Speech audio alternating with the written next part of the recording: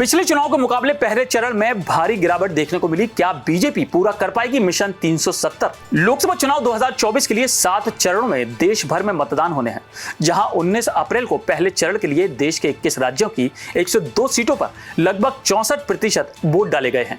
इस बार पिछले चुनाव की तुलना में मतदान का प्रतिशत इस चुनाव में कम देखने को मिला है। पिछले चुनाव में करीब 70% मतदान हुए थे, लेकिन इस बार सिर्फ 64% मतदान किया गया है। वहीं त्रिपुरा देश का एकमात्र ऐसा राज्य है जहां मतदान का आंकड़ा 80% तक पहुंचा है। वहीं पूरे देश में सबसे कम मतदान बिहार में देखने को मिला है, जहां सिर्फ 47% मतदान ही किया गया। ऐसे में कई सवाल उठ रहे हैं कि आखिर वोटर्स मतदान केंद्र तक क्यों नहीं पहुंच रहे हैं। वोटर्स के अंदर पिछले चुनाव जैसा उत्साह देखने को नहीं मिल रहा है। ऐसे में भारतीय जनता पार्टी के लिए चिंता बढ़ सकती है। हालांकि जब से मोदी का शासनकाल आया है, तब से वोट प्रतिशत में भारी बढ़ोतरी देखने को मिली थी। 2014 और 2019 के चुनाव में मत प्रतिशत अच्छे रहे थे।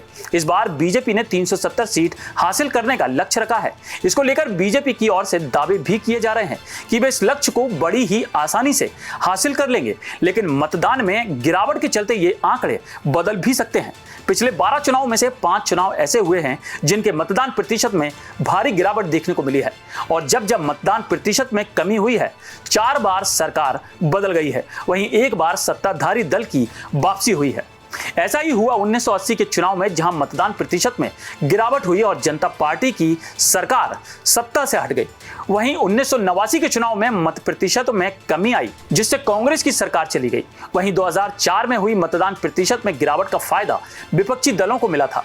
ऐसे में अगर अगले 6 चरणों के चुनाव में भी मतदान प्रतिशत में गिरावट आती है, तो हो सकता है कि उसका खामियाजा बीजेपी को भुगतना पड़े और विपक्षी दलों को उसका फायदा हो। देश दुनिया की सभी खबरें देखने के लिए जुड़े रहिए आचरण न्यूज से। आचरण न्यूज, हर कदम आपके साथ।